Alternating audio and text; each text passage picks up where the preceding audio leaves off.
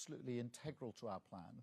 They're the foundational stone of the plan, and they will be delivered. We'll bring in immigration down, both legal and illegal. But I take that as the basic security that any government must deliver, and we build the 5 missions, the plan for change on that. Thank you, Chris. Can I come to Beth, please? Thank you. Beth Rigby. Sorry. Yeah, I've got stuck. I got stuck, I'm up. Prime Minister Beth Rigby, Sky News. I want to follow up on Chris's question because I'm a bit confused. You say migration in this country under the Tories is unforgivable. You said borders are one of your top 2 priorities. You put tackling small boats into your mission promises before the election, adding it to your 5 missions. And yet on the banners behind you, there's nothing there. In the 6 milestones of measurement, there's nothing there. So you have not given the public one metric on which to measure you when it comes to migration. Is that because you fear failure, or is it because you said it was a priority to win, but actually it's not even in your top 6? Thank you. No, Beth. The way we've constructed it is that there are foundational things that a government must do, and they are based on security. So national security is obvious, but border security is equally obvious in my view. And that's why I've said we are committed to bringing down immigration, both legal and illegal. We must stop people crossing in boats across the Channel, and we have to get to grips with the volume of regular migration we have in this country. The statistics last week were shocking. Net migration of nearly 1 million, quadrupled in just 4 short years. It is the duty of government to bring that down. It is our duty to do it, and that's why I said it out in my speech, that that is what we would do, and we will do it. The missions are then the additional things that we want the government to do, the change that we want to bring about, and that's why we set them out in our manifesto. Each of the chapters in our manifesto was an example of how we would deliver that, and the plan for change then takes them forward with measurable milestones so that the public can see whether we're making the progress that we need to make in the missions. But the foundation is still the foundational stone on which this is built, which of course includes as an integral part border security. Thank you, Beth. Robert from ITV. Robert Beston, ITV. Prime Minister, I don't know whether your colleagues mentioned this to you, but there's actually never been a parliament in modern times when real household disposable income didn't rise. I mean, it rose the lowest on record in the last parliament, and it's currently forecast by the Office for Budget Responsibility to rise the second lowest on record in this parliament, largely because you put up employers' national insurance. So what is your target for increasing real household disposable income, living standards? Because unless you put a numerical target on it, it's a meaningless milestone. One of the worst failures of the last government was that living standards went down. People were actually worse off at the end of the government than they were at the beginning of the government. That's unforgivable. And that's what we want to turn around, to make sure people feel they're better off. There's one thing that came across in the election time and time again. If you ask people the questions on the doorsteps up and down the country, do you feel better off? There was only one answer given to that question, which was no. And that's what we intend to turn around. Stabilising the economy was an essential first step, because until you stabilise the economy, you can't build anything. On that, we then drive at living standards and drive them up. And people know when they're better off. It's one of the first things that people talk about. Of course, we'll go on. That's what the milestones are here. They all ladder up to our plan to make sure that living standards go up. But this is, I think, one of the most important people. Do people feel that they're better off? Do they feel safe? Do they feel they've got an NHS that's working for them? These are the fundamentals that I think everybody is most concerned about. Thank you very much, Robert. Chris Hope. Chris Hope from GB News, Prime Minister. Again, sorry on secure borders. Your plan is to reduce net migration and reduce overall small boat crossings. GB News viewers will be saying simply, is that it, Prime Minister? Why can't you stop the boats and cut net migration to under 100,000? Is it because you can't or you don't want to? And just very quickly, can you afford all this with no more big tax rises?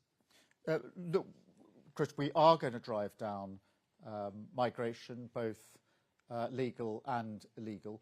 That will only be done with a serious plan. We had a gimmick for a number of years called Rwanda. What happened? The numbers went up. We wasted a lot of money, 700 removing 4 volunteers to Rwanda. It didn't work. The only way to make it work is to smash the gangs that are running the vile trade, and that's why we've invested so much in setting up the command that is needed to do that, and with the enforcement action that follows through. And as you know, there was a very significant arrest just the other week in relation to the work that we are doing. That is how you do it. That is serious. That is a government that absolutely is getting to grips with this. Same on legal migration. We had, you invite me to put an arbitrary number on it. For 14 years, we had an arbitrary number under the previous government. They said it was a hard cap. It wasn't hard, and it wasn't a cap. The net result of their deliberate policies was that migration went up 4 times, staggering those figures of last year. So we will not be following that approach. We're going to do this in a serious way to take migration down. And I think that's what the British public want, a serious plan to ensure we've got control of our borders, not arbitrary caps, not gimmicks, because if we've learned one thing from the last 14 years, it's that they have the opposite of the desired effect. Thank you very much, Chris. Gary from Channel 4. Thank you very much, Prime Minister. I'd like to follow on something that Robert Peston was asking about there, because you say people know if their income's gone up, but you're very specific in here. You're saying you want the measure used, annual average growth of household incomes, you want that measure to go up. It went up by 0.3%. Parliament, and it's projected by the OBR to go up by 0.5%. Do you, under your, in your government, do you give yourself a pass mark if it is 0.5%?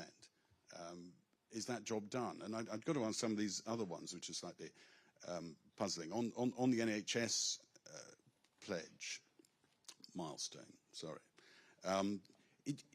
What happens to all the other ones that you backed on the NHS in the general election, like, for instance, 4-hour waiting times for A&E?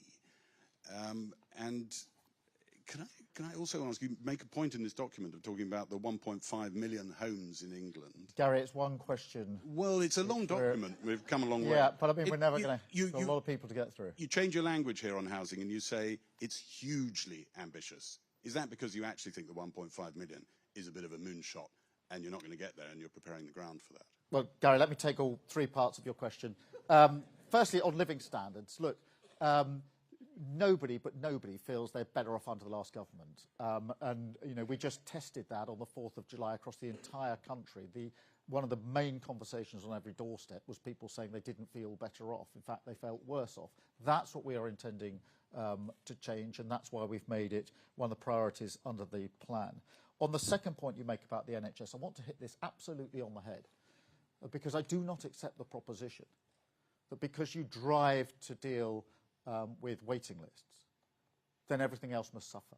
That is part of the thinking of the last 14 years. It's part of the reason you have managed decline, because you accept that and you accept other standards can go down. I don't accept that. And that's why we're going to drive this hard on delivery. That's why we're going to drive through reform at the same time. But the very idea that the moment you say, I'm prioritising one thing, that is permission to let go everything else, is completely wrong. It's part of the wrong thinking that we've had for years in politics, and I don't accept it for 1 minute, and it is not built into our assumptions. On the 1.5 million house, look, it is ambitious. It's huge. This hasn't been done for decades and decades. But we're going to do it. We're going to go for it. That's why we're going to take the difficult decisions. The reasons it hasn't been done is because people are too scared to take the planning decisions that were necessary. They talk the talk, but they didn't actually walk the walk. They didn't strip out the regulations that were needed, didn't get the skills in the right place. Yes, it's ambitious, and as I said candidly, it won't be met if we don't turbocharge this. But we can do this, and we're going to do this. It will be an incredible thing for so many people who need a secure roof over their head, somewhere of their own that they can own, and a massive driver of our economy. And again, I don't accept that by setting out clear priorities, somehow that's permission to either underachieve or not bother about other areas. That's part of the thinking that we intend to challenge and to change. Thank you very much, Gary. Natasha from LBC. Prime Minister, thank you. Natasha Clark, LBC. First it was foundations, then it was missions, then it was steps, now it's milestones. Do you accept that this is quite a confusing plan for the public to understand what on earth your government is going to be all about? And obviously today you've told us that you're going to downgrade that growth aim from the highest of the G7. It's now just an aim. Clean power on 2030, it's now at least 95%. Are you watering down some of your promises after realising that government is a bit harder than you thought? No, and the order in which we put things wasn't the order in which I announced them, because I announced the missions 2 years ago as our 5 national missions to give a sense of purpose-driven government. And, you know, like all of the strategies I've set down since I became Labour leader before 2019, after getting through the 29 election and then into the election of 2024, we've had a strategy, we've had a plan, and we've stuck to it. So those missions went down 2 years ago. We've stuck to them. I've just reiterated them now. We had them as our foundational documents in the manifesto. As I say, it was a chapter for each mission in the manifesto. So that's what we took to the country. That's the change that people voted for. We had 6 steps, the initial steps that we would do, which we indicated that we could do quickly after the elections. Things like setting up GB Energy, which we have done, and other things we've been able to achieve, putting the money in to drive and make sure we got those 40,000 extra appointments every week. We then passed the budget to make sure we could stabilise the economy. And now we set out the milestones so that people can measure, are we making proper progress on our missions, back to what we said 2 years ago, and what will it feel like for me? Will I have more money in my pocket? Will I be able to get an appointment at the NHS when I need it? So these are, if you like, something for the public to use to hold us to account on what we say we can achieve on the missions in the first 5 years. And I'll be absolutely straight about, it is also designed to push and drive the reform that we're going to need if we're going to ensure that we bring about the change that's so desperately needed. Thank you very much. I've got Eleanor from the Eye. Eleanor. Hello, Prime Minister. Eleanor Langford from the Eye paper. Labour previously stated that it was going to achieve 100% clean energy by 2030, but this document today only puts that at 95. Is Labour rowing back on its clean energy pledges? No, the clean energy pledge is today exactly what it was in the election. That has always been central to our mission. It's a bit like the 1.5 million homes. It's really difficult. And when we first set it out 2 years ago and started our conversations, almost everybody we spoke to said, that's tough. But then when we developed those conversations, people said it can be done, but it can only be done if it's turbocharged. So there's no watering down. There's a doubling down on the determination. Very much. Martin from the Express. Thank you, Prime Minister. I'll have another stab at immigration. I'm still not sure what your actual plan is to tackle illegal crossings, which are up since you've become Prime Minister, the asylum bill, which is up since you've become Prime Minister, and Brian Bell, Chair of the said at the weekend that we should expect a norm of net migration of around 350,000 per year. Do you agree with that? Well, the only way to tackle illegal migration effectively is to take down the gangs that are running it. They're making a huge amount of money in order to put people on boats across the Channel, and we have to take them down. That's why we've set up the Border Security Command. That's why we're striking agreements with other countries. That's why I'm investing a lot of my time face-to-face with leaders to make sure that that law enforcement is the collaboration. I've done this before. I was Chief Prosecutor for 5 years. We had then, in my time, to deal with terrorist gangs who were also operating across borders. We had to deal with gangs that were moving drugs and guns across borders. And we did it by collaborating and coordinating. I've never accepted, and I won't accept, and I've said this before and I'll say it every day. Apparently we can deal with terrorist gangs. Apparently we can deal with gangs that are running guns and drugs, but apparently we can't deal with those people who are running this vile trade. I don't accept that. And I think that's the serious answer to this problem. Not a gimmick that made absolutely no difference and cost a fortune. And so that's how we have to take down the gangs that are running the trade in the first place. On the asylum costs, of course we've got to bring them down. We've got to process the claims. Because the last government didn't stop the boats and didn't process the claims. They've got record numbers of people who are stuck in the middle, having to be accommodated at the taxpayer's expense. That was a ridiculous way to run the country, and we're going to change that. Thank you very much.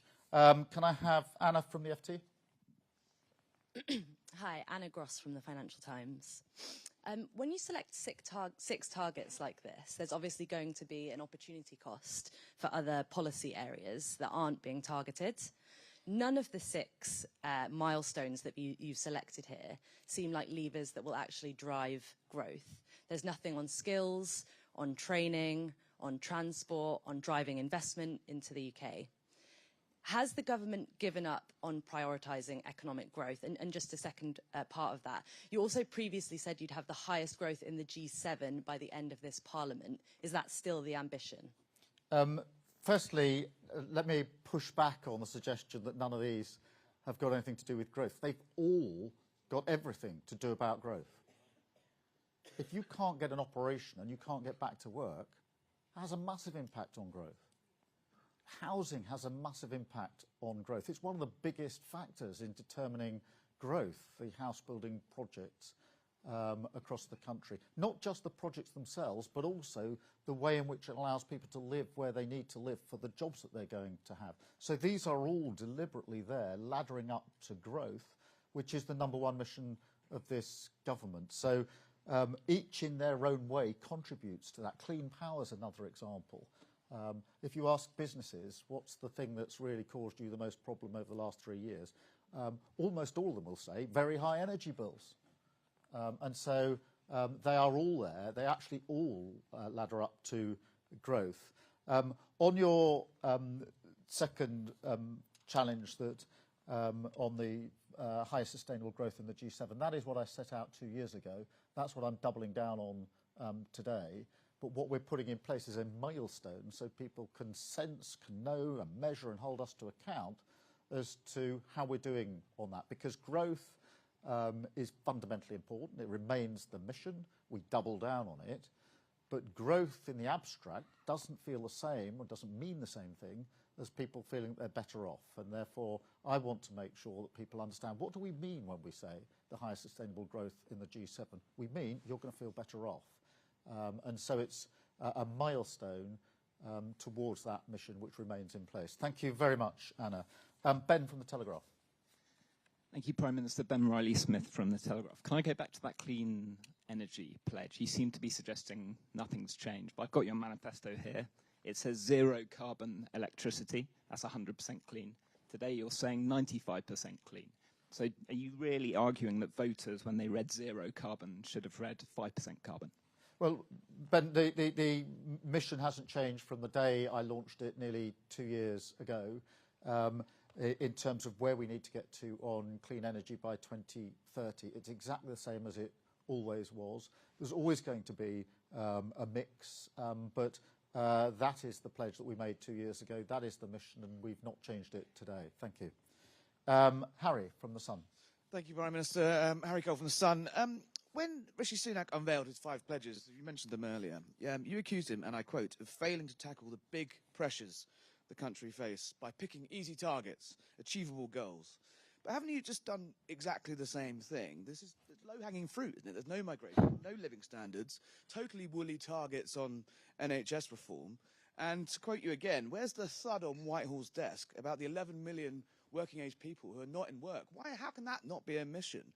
And while I've got you, what's your response to the poll this morning that says half of voters, including lots of people who voted for you in July, think you're doing a bad job? Well, look, Harry, on the ambition here, 1.5 million homes is to do, if we build that, is to do something that hasn't been done for decades.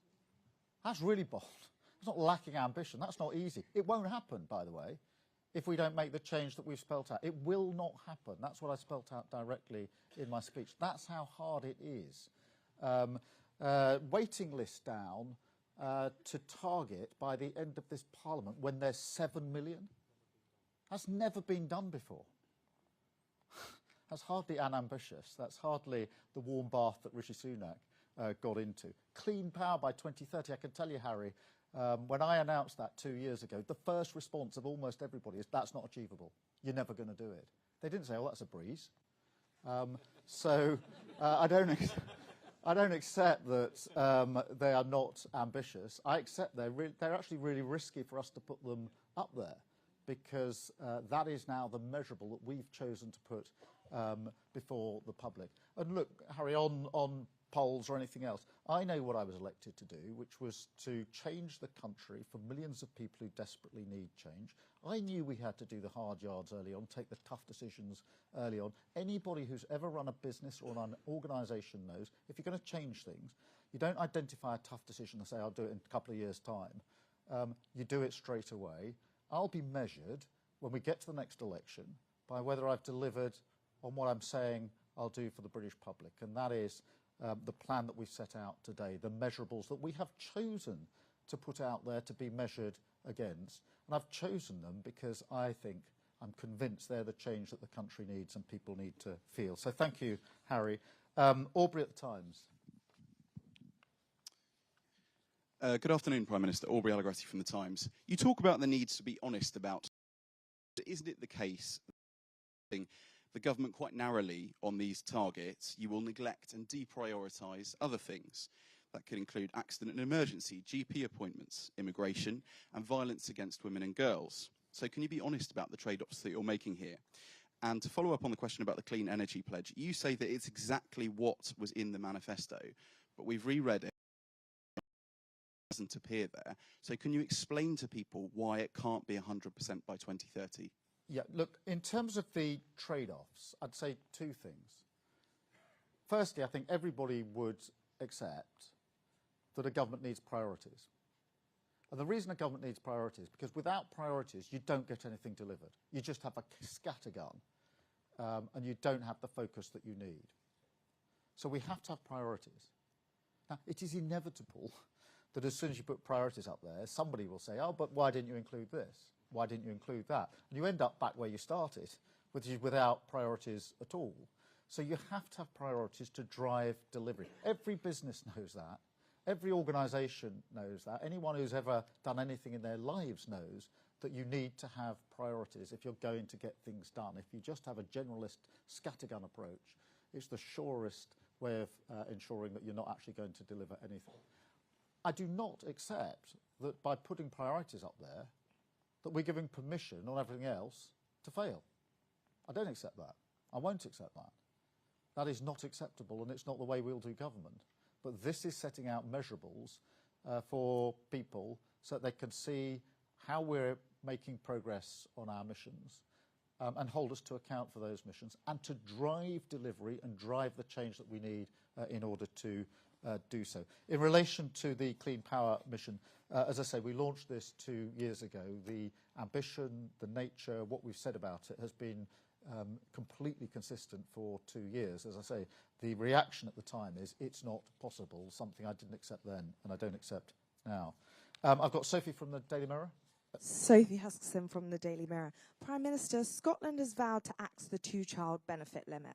Will you now reconsider your decision not to scrap it, to hit your milestones, to give children the best start in life and to improve living standards? Well, Sophie, what I can say is I'm absolutely committed to driving down and dealing with child poverty. That's what the last Labour government did to huge effect. It's why we've set up the task force to deal with this. But I don't accept that this is just one thing that needs to happen.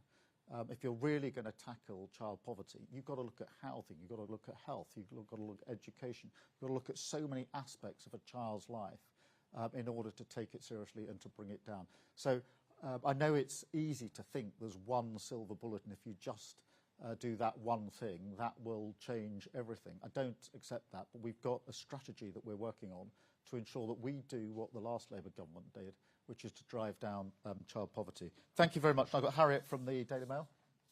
Thanks, Prime Minister. Harriet Line, Daily Mail. Since coming into office, you've launched 67 reviews, consultations and task forces, with even more in the pipeline. Critics say you're more interested in talking shops than tough decisions.